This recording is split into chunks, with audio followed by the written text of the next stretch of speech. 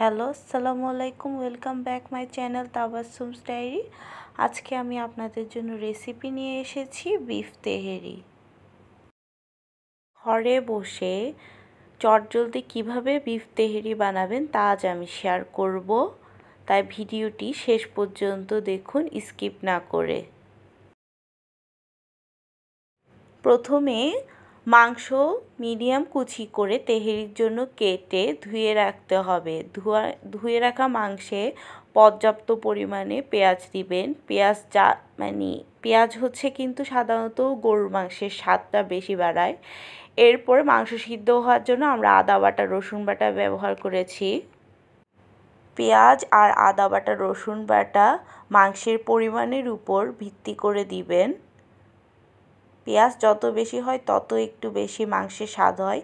এরপর দিব গরম মশলা। গরম মশলার পরে আমি এখানে কয়েকটা এলাচ দিয়ে দিলাম। যে যেরকম ঝাল পছন্দ করে সে পরিমাণ মরিচের গুঁড়া দিবেন। আমি 2 টেবিল চামচের মতো মরিচের গুঁড়া দিয়েছিলাম। এরপর অল্প পরিমাণে হলুদ দিয়েছিলাম। এরপরে দিয়েছি জিরার গুঁড়া আর অল্প কিছু মিক্স মশলা। গোলমরিচের গুঁড়া কিন্তু আপনার স্বাদটা বাড়ায়, তাই গোলমরিচের গুঁড়াও দিলাম অল্প পরিমাণে। এটা কিন্তু গরুর মাংসের জন্য প্রয়োজন, নেসেসারি, স্বাদটা অনেক বেশি বাড়িয়ে তোলে। এরপর প্রয়োজন মতো লবণ দিয়ে দিবেন আর সয়াবিন তেলটা চাইবেন একসাথে দিয়ে দিতে। এরপর নিজ হাতে সব উপকরণ মাখিয়ে নেবেন। অনেকে এখানে গুঁড়া দুধ দেয়, এটা অপশনাল, আপনাদের ইচ্ছা হলে দিতে পারেন। অপরদিকে একটি ডেক্সিতে আমি 20 মিনিট চালকে ভিজিয়ে রেখেছিলাম, পোলাও চাল। এরপর সিদ্ধ করার জন্য, হাফ সিদ্ধ করার জন্য প্রয়োজন মতো লবণ, তেজপাতা, ডালচিনি আর অল্প পরিমাণ সয়াবিন তেল দিয়ে ভাতটাকে বয়েল হতে দিচ্ছি, মানে পোলাও চালটাকে বয়েল হতে দিচ্ছে। আর ওইদিকে আমার পাত্রে মাংস রেডির জন্য চুলায় পেঁয়াজের বেরেস্তা রেডি করছি। পেঁয়াজের বেরেস্তা যখন এরকম লাল লাল হয়ে উঠে আসবে তুলে ফেলবো এবং সেই তেলেই আমি গরুর মাংসটা রান্না করব, যেটা মাখিয়েছিলাম সেটা। মাংসে কষার উপরে কিন্তু আসলে তেহেরির মজাটা ডিপেন্ড করে, তাই মাংস কষানোটা অনেক গুরুত্বপূর্ণ।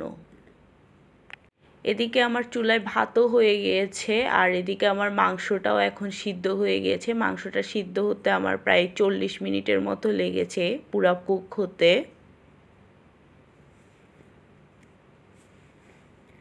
দেখুন কি সুন্দর কালার এসেছে আমার গরুর মাংসের।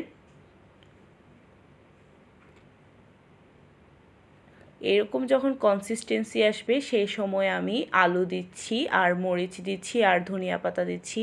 এটা অপশনাল, যারা আলু পছন্দ করেন না তারা চাইলে স্কিপও করতে পারেন।